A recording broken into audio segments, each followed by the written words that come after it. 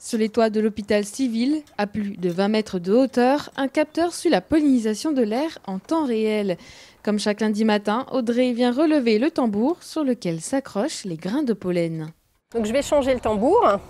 Donc je viens de bloquer le capteur. Et donc là, on voit le tambour. Dessus, il y a comme un scotch sur lequel les pollens vont venir s'impacter. Ce qui est intéressant de voir, c'est la bouche par laquelle l'air va rentrer grâce au bloc moteur à 10 litres minute qui est la respiration humaine. Le capteur, installé depuis 2008, capte les particules en vol jusqu'à un diamètre de 30 km autour de Strasbourg. Direction ensuite le laboratoire. La bande adhésive est découpée par date et teintée de rose avec du colorant pour permettre de reconnaître le pollen plus facilement. On peut ensuite l'analyser au microscope. Donc là, il y a un frêne et un platanus, ainsi qu'un bouleau. Donc c'est tout à fait ce qu'il y a actuellement, notamment le bouleau et le platane. Le frêne, c'est déjà la fin. Ils sont tous plus ou moins ronds, mais effectivement, ils ont des petites choses différentes, des trous, des sillons. Les données sont envoyées au réseau national de surveillance aérobiologique qui édite des bulletins d'information chaque semaine.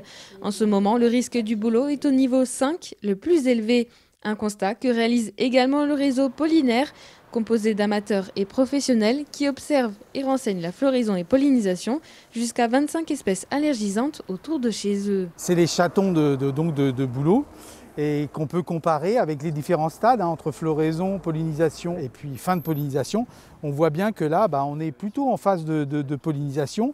Le chaton est déjà ouvert, donc il y a déjà des pollens qui a dû sortir. Un outil complémentaire aux deux capteurs strasbourgeois et mulhousiens. Ici, on a la carte pollinaire.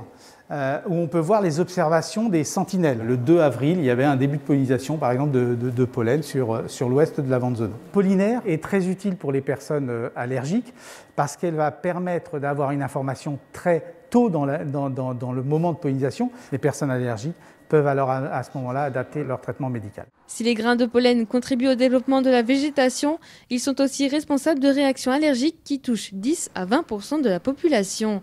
Bonne nouvelle, le port du masque ainsi que quelques bons gestes comme aérer la pièce sont aussi efficaces contre le Covid que pour réduire les symptômes allergiques. Sur le plan du domicile, on peut leur conseiller d'aérer si possible tôt le matin ou tard le soir. Ensuite, on peut leur proposer de se laver et de laver leurs habits ainsi que de se laver les cheveux. Également d'adapter leur traitement en fonction du pic pollénique. Le masque va jouer un effet de filtre, un effet de protection vis-à-vis des particules allergéniques qui se situent dans l'air autour du patient. Et cette baisse de la concentration en allergènes va se traduire potentiellement par une diminution des symptômes. Ainsi, la surveillance est d'autant plus importante que l'allergie est une maladie qui va s'amplifier dans les années à venir. D'ici 2050, entre 30 à 50% des Français pourraient être allergiques au pollen.